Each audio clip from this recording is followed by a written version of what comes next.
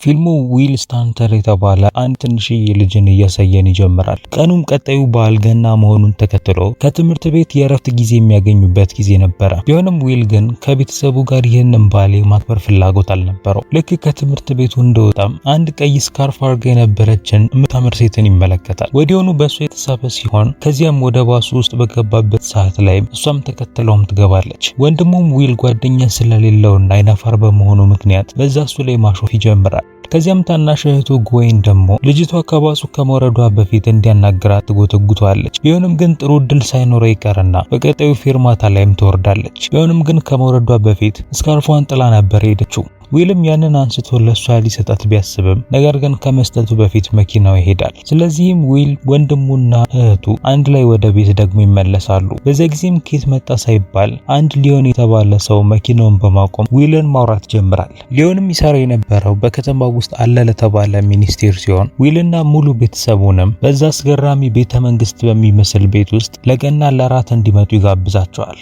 ዊልም ልክ ቤት እንደተመለሰም የሁሉም ታላቅ ወንድም የነበረው ማክስ ለበዓል ቤት እንደተመለሰ ይገነዘባል። ማክስም ገና እንደመጣ የዊልን ክፍል የተቆጣጠረው ስለነበረ ዊል ከዚህ በኋላ ቤዝመንት ውስጥ በሚገኘው ክፍል የሚቆይ ይሆናል። ቤተሰብ ውስጥ የሚገኙትም ሲቆጠሩ 5 ወንድማማቾችና አንድ ሴት እህት ነበር የነበረቻቸው። አባታቸውም የተለየ አይነት ጸባይ ያለው ሰው ይመስላል። ይሁን እንጂ አባታቸው ጆን በከተማ ውስጥ በአስተማሪነት እየሰራ ይገኛል። ለዚያም ነው የድሮ ቤታቸውን በመልቀቅ ወደዚህ ከተማ ሊመጡ የቻሉት። ሚስቱ ግን የቤት እመቤት ስለነበረች ጊዜዋን የምታሳልፈው እነሱን በመንከባከብ ብቻ ነበረ። በዛን ቀን ማታም ሁሉም በተሰበሰቡበት ጊዜ ላይ ጆን ማክስን ወደ የትኛው ኮሌጅ እንዳመራ ይጠይቀዋል። ማክስም ገና አሁን ላይ እየፈለገ እንደሆነ ይናገራል። ከዚያም ልጆቹ ስለ ዊል ደግሞ ማውራት ይጀምራሉ። ምክንያቱም በባስ ውስጥ የተመለከታትን ሴት ሄዶ ማዋራት ስላልቻለ ነበረ። በቀጣዩ ቀንም ዶሲንና ጆርጅ የተባሉ 2 ገበሬዎች ለቤተሰቡ የሚሆን የገና ዛፍን ይዘው ወደ ቤት ይመጣሉ። ዊልንም በማየታቸው ደስተኛ የሆኑ ሲሆን ለሱም መልካም ልደትም ይሉታል። ምንም እንኳን ሰማዩ ጽዱ የሆነ ቢሆንም ነገር ግን በዚህ ቀን ከባድ ዝናብ እንደሚዘንብም ይናገራሉ። በቀጣይ የዊል ቤተሰቦች የልደቱ ቀን መሆኑን ተከትሎ የተለያዩ ስጦታዎችን ይሰጡታል። ብዙዎቹም ትናንሽ የሚባሉ አይነት ስጦታዎች የነበሩ ሲሆን ነገር ግን ጎይን ከሌሎቹ የበለጠ አስባበት የመጣች ይመስላል። እሷ የሰጠችውንም ስጦታን በከፈተበት ሰዓት ላይ በውስጡ የሚያምር ሰዓት ነበረው። ጎይንም ራሷ እጁ ላይ ካሰረችለት በኋላም ምኞቱን እንዲናገርም ትነግረዋለች። ስለዚህም ዊል በዚህ ቀን ስኖ እንዲኖር ይናገራል። እናም በዛን ቀን ማታ ላይ ሲነጋም ውጪ ላይ ስኖ እንዳለ ይገነዘባል። ጨረቋንም እየተመለከተ የነበረ ቢሆንም ነገር ግን ብርዱ እየበዛ በመምጣቱ ምክንያት መስኮቱን መዝጋት ነበረበት። ከዚያም በድንገትም እጁ ባላሰበው መልኩ ይጠነክራል። በትንሽ ንክኪ ምክንያትም መስኮቱን ሊሰብረው ተዳርሶ ነበረ።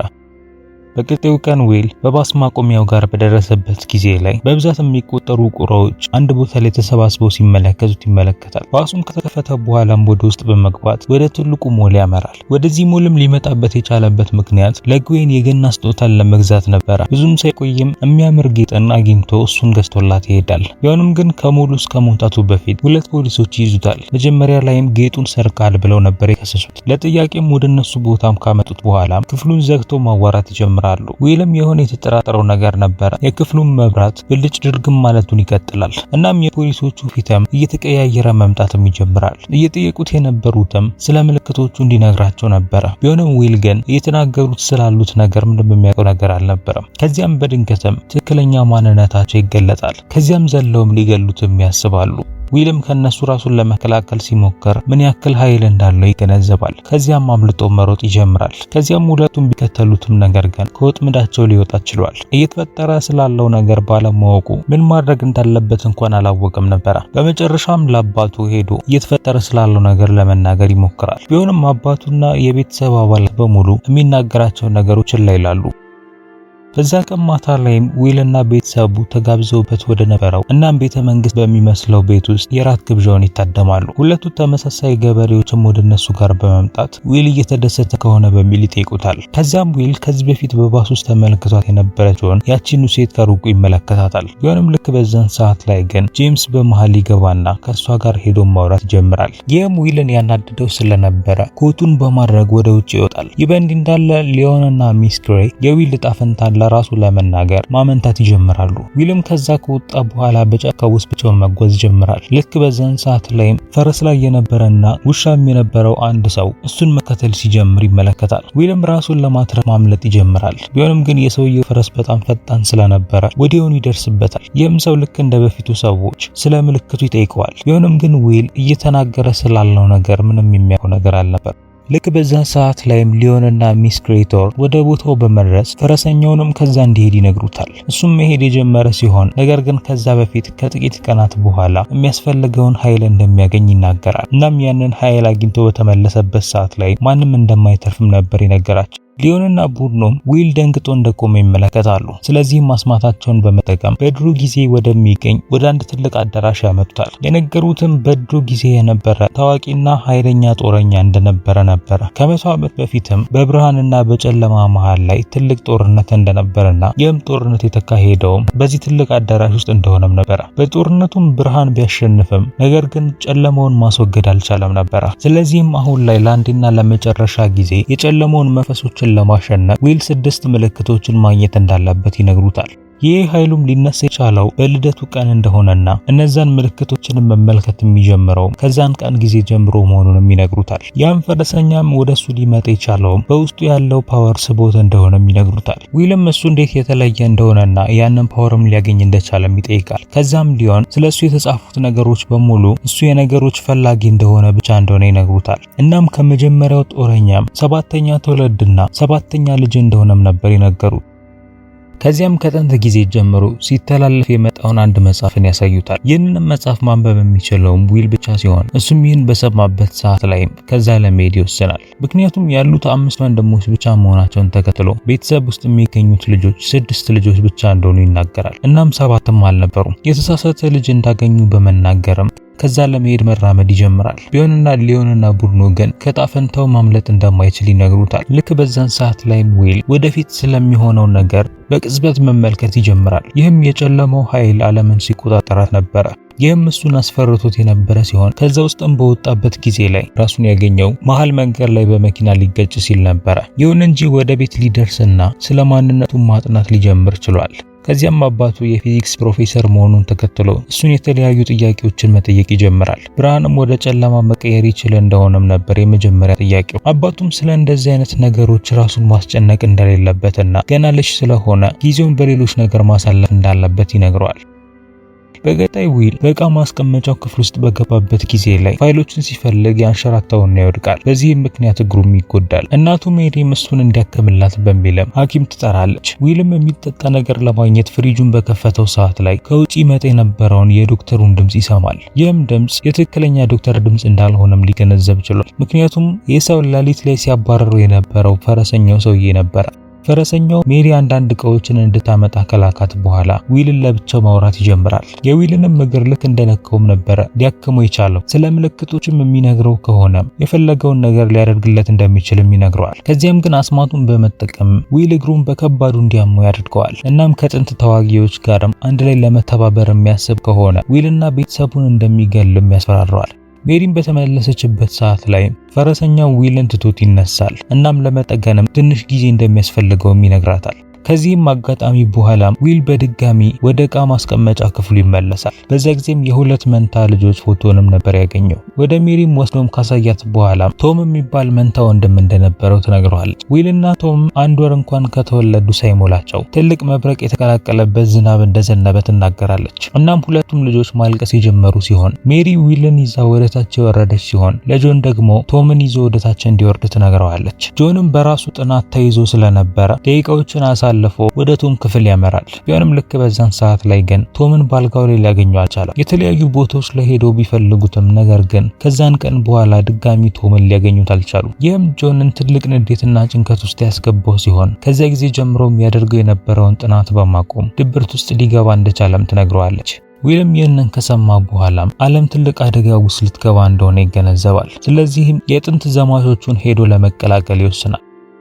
መጽሐፉንም ካነበበ በኋላም ሁሉም አይነት ኃይሎች እንዳሉት ይገነዘባል። ከነዚህም መካከል የብርሃን ሳይንስን መረዳት፣ እቃዎችንም ወደ ፈለገው ቦታ ማንቀሳቀስ፣ ወደ ፈለገው ጊዜ መጓዝና ጥንካሬ ማግኘት ነበሩ። ከፈለገም ከእጁ ውስጥ እሳትን ማውጣት ይችላል። ቢሆንም ግን እሱ ይፈልግ የነበረው በሰማይ ላይ መብረር ነበረ። እናም ይህንን ማድረግ ባለመቻሉም በዛ ይበሳጫል። ይሁን እንጂ ሊዮን እንዴት ኃይሉን መጠቀም እንዳለበት ለሱ ያስረዳዋል። በዛም ጊዜ ላይም ነበረ ዊል የመጀመሪያው ምልክቱ የሚገኘው ለግዌን በገዛላት አንገት ጌጥ ውስጥ እንደሆነ የተገነዘበው። ከዚያም ሁለተኛውንም ምልክት ደግሞ ይመለከታል። ቢሆንም ግን ወደ ጦር ዘማቾቹ በመመለስ ያንን ለነሱ ማሳየት ይኖርበታል። እናም እዛ በደረሰበት ሰዓት ላይም አሮጊቷ ሴትዮ እነሱን ማጥቃት ትጀምራለች። ይህንንም ያደረገችው በብዛት የሚቆጠሩ መርዛማ እባቦችን በመጠቀም ነበረ። ዊልም ኃይሉን በመጠቀም ከዛ ነፃ የወጣ ሲሆን ሁለተኛውንም ምልክት ይዞም ከቡድኑ ጋር ወደ ቤተክርስቲያኑ ሊመለስ ችሏል። ሊዮንንም በመጠየቅ የሱ የመጀመሪያ ትውልድ የነበረው ቶማስ እነዚህን ምልክቶች እንደሰራ ይገነዘባል። ሊዮንም ያልተደበቀ ነገር ስለሆነ ስድስተኛው ምልክት ተገኝቶ እንደማያውቅ ይናገራል። ነገር ግን አሁን ላይ ፈልገው ሊያገኙትም ነበር ያቀዱት። በዛን ቀን ማታ ላይም ፈረሰኛው ሰውዬ አንድ ሚስጥራዊ ሰውን ደግሞ ያገኛል። ይህም ሰው የጨለማ ኃይሉ ቀን በቀን እያደገ እንደመጣ ይናገራል። ይህ በእንዲህ እንዳለ ሁለት ምልክቶችን ሊያገኝ የቻለው ዊል እሱም እንደዛው እየጠነከረ ሊመጣ ችሏል። ለፈረሰኛው ምልክቶችን ማምጣት የሚችል ከሆነም እንደሚሸልመው በመናገር ይልከዋል። በቀጣይ ዊል ከቤተሰቡ ጋር አንድ ላይ ሆነው ደግሞ ሲመገቡ እንመለከታለን። ከዚያም ጄምስ ማጊን በመያዝ ወደዛ ይመጣል። ዊልም መጀመሪያ እንደተመለከታት የሚወደዳት ሴት እቺ ነበረች። አሁን ላይም ፍቅረኛሞች መሆናቸውን በተገነዘበበት ሰዓት ላይ በዛ ይናደዳል። ከዚያም በቀጣይ ማጊ ወደሱ ጋር በመምጣት እሷም ኃይል እንዳላት ነግረዋለች። የተፈጨውንም ጨው እጇ ላይ በማድረግም ያላትንም ኃይል በትንሹ ታሳየዋለች። ከራት በኋላም ዊል ደግሞ ምን ማድረግ እንደሚችል ያሳያታል። ከዚያም ከድሮ ዘማቾቹ ጋር አንድ ላይ ከሆነች ለምን ከጄምስ ጋር ልትሆን እንደቻለች ይጠይቃታል። እሷም በትናንሽ ነገሮች ራሱን ማስጨነቅ እንዲያቆምና ዋና ትኩረቱንም ተልእኮ ላይ እንዲያደርግ ትነግረዋለች። ከዚያም ማጊ የጥንት ዘማች እንዳልሆነችና እዚህ የተገኘችውም እሱን ለመጠበቅ ብቻ እንደሆነ ትነግረዋለች። ዊልም የነበረበትን ፍርሃት በሙሉ በማስወገድ እሷን ከተመለከተበት ጊዜ ጀምሮ እንደወደዳት ይናገራል። ልክ በዛን ሰዓት ላይም ጄምስ ወደ እነሱ ጋር ይመጣል እና ምን እያደረጉ እንደሆነም ነበር የጠየቃቸው። ማጊም እሱ እስከሚመጣ ድረስ ከዊል ጋር እያወራች እንደነበረ ትናገርና አብረውም ይሄዳሉ። ከሄደች በኋላም ዊል እየሮጠ ወደ ሊዮን ጋር ይሄዳል። እናም ዓለምን ማዳን እንደሚችል እንደማያስብና ሴቶችን እንኳን በቅጡ ማውራት እንደማይችልም ይናገራል። ሊዮንም እሱ የተመረጠ እንደሆነና የፈለገውን ነገር ማድረግ እንደሚችል ይነግረዋል። እናም ሴቶችን ለማግኘት ደግሞ ገና ረጅም እድሜ እንዳለውና አሁን ላይ የተሰጠውን ተልእኮ ለማሳካት እሱ ላይ ማተኮር እንዳለበት ይነግረዋል። አለበለዚያ ግን የምትተርፍ ዓለም እንደሌለችም ነበር የነገረው። ዊልም ከዛ ከወጣ በኋላም በንዴት ይጮሃል። እናም በዚህ ምክንያት በቅርቡ ይገኝ የነበረውም ዛፍ ይቃጠላል። ሚስ ክሬቶርንም ይህንን በተመለከተችበት ሰዓት ላይ ሊዮንን የሚነግረውን ነገር እንደ ልጅ ባለማስረዳቱ ምክንያት እሱን ትቆጣዋለች። ከዚያም ግዌን እሱን ተከትለው መምጣቷን ተከትሎ ቀርባ ደህና እንደሆነ ትጠይቀዋለች። እሱም ደህና እንደሆነና እንዳታስብ ይነግራታል። ከዚያም ቀና ብሎ ሲመለከተም ከባድ ዝናብ መምታቱን የሚያሳየው ደመና ይመለከታል። ግዌንንም ከያዛት በኋላ ሰዎች እየተፋለሙበት ወደ ነበረው ጊዜ ራሱን ደግሞ ይወስዳል። ወታደሮቹንም እንዳይመቱት ማድረግ የቻለ ሲሆን አንደኛው ወታደርም በያዘው ጋሻ ላይ አንደኛውን ምልክት ያገኛል። ግዌንና እሱም አንድ ላይ በመሆን ያንን ሰው ተከትለው ይሄዳሉ። ከዚያም የሰውየውን ጋሻ አንስተው ሊሄዱ ባሉበት ሰዓት ላይ ግን ሰውየው ድንገት ዊልን ይዟል። ወርውሮትም ዊልን ወደ ውሃው ውስጥ የከተተው ሲሆን ከዚያም አውጥቶ ሊገለው ባለ ሰዓት ላይ ግን ድንገት ዊል እጅ ላይ የነበረውን ሰዓት ይመለከትና ዊልም ጋሻውን በሰዓቱ እንዲቀይረው ያስማማዋል። ከዛም ዊል ሶስተኛውን ምልክት በመያዝ ከግዌን ጋር ደግሞ ወደ ነበሩበት ጊዜ ይመለሳል። የተፈጠረውን ነገር በሙሉ ለማንም እንዳትናገርም ያስጠነቅቃታል። ሊዮንም ወደሱ ጋር በመምጣት ኃይሉን ለትናንሽ ነገር በመጠቀሙ ይቆጣዋል። ምክንያቱም ቀጣይ ለሚመጣው ትልቁ ውጊያ ኃይሉን ማቆየት እንዳለበት ነበር የሚያስበው። ከዚያም ሊዮን ከዚህ በፊት ተናዳጅ በመሆኑ ይቅርታ በመጠየቅ ከዚህ በኋላ ግን በሁሉም ነገር እንደሚረዳው ይነግረዋል። ዊልም ወደ ቤት በተመለሰበት ሰዓት ላይ ማክስ እየጠበቀው ነበረ። ማክስም ለጥቂት ሳምንታት ያክል እዚሁ እንደሚቆይ ይናገራል። ዊልም የሚያወራውን ነገር ችላ ባለው ሰዓት ላይ ማክስ እሱን አንቆ በመያዝ በሚያስፈራ ድምጽ ማውራት ይጀምራል። ሲገለጥም ፈረሰኛው ማክስን ተቆጣጥሮት ነበረ። ልክ በዛን ሰዓት ላይ ዊል አራተኛው ምልክት እንዳለ ይሰማዋል። ስለዚህም ከማክስ ጋር አንድ ላይ በመሆን ወደዛ ጊዜ ይጓዛል። ማክስም ስለ ምልክቱ እንዲነግረው በሚል እሱን መደብደብ ይጀምራል። ዊልም በዛን ሰዓት ላይ ማክስ ፈተናውን መውደቁን ተከትሎ ከኮሌጁ እንደተጫረ እንደሚያውቅ ይነግረዋል። ቤተሰቡም ስለዚህ ነገር ግድ እንደማይሰጣቸውና ይህንንም ፍርሃቱንም እንዲያስወግድ ይነግረዋል። ምክንያቱም ፈረሰኛው እሱን የተቆጣጠረው ይህንን ፍርሃቱን በመጠቀም ነበረ። ቢሆንም ይሄ ባልሰራበት ሰዓት ላይ ግን በመጨረሻ ዊል ማክስን በቦክስ ይመታውና ይጥለዋል። አራተኛውንም ምልክትን በመያዝም ማክስን ይዞ ወደ ቤት ይመለሳል። ማክስን በነቃበት ሰዓት ላይ ራሱን ስቶ ወድቆ እንደነበር ይነግረዋል። በቀጣይ ሙሉ ከተማው በበረዶ መሸፈኗን እንመለከታለን። ከባድ ንፋስ ያለ ሲሆን ሰዎችንም በመንገዱ ላይ መንቀሳቀስ እንዳይችሉ እንኳን ያግዳቸዋል። ሚስ ግሬቶርንም ጆንና ቤተሰቡ ይሄ ንፋስ እስከሚያባራበት ጊዜ ድረስ በቤተ መንግስት ውስጥ ከነሱ ጋር አብረው እንዲያሳልፉ ትጋብዛቸዋለች። ልክ በዚህ ሰዓት ላይ ማጊ ከፈረሰኛው ጋር አብራ እንደምትሰራ እንገነዘባለን። ለዘመናትም ወጣት ሆኖ እንዲቆይ ለማድረግ አብረው እየሰራች የምትገኝ አስማተኛ ሴት ነበረች። ፈረሰኛውም ዊል አሁን ላይ አራቱንም ምልክት ማግኘቱን ተከትሎ እነሱንም ከሱ መስረቅ እንዳለባትም ይነግራታል።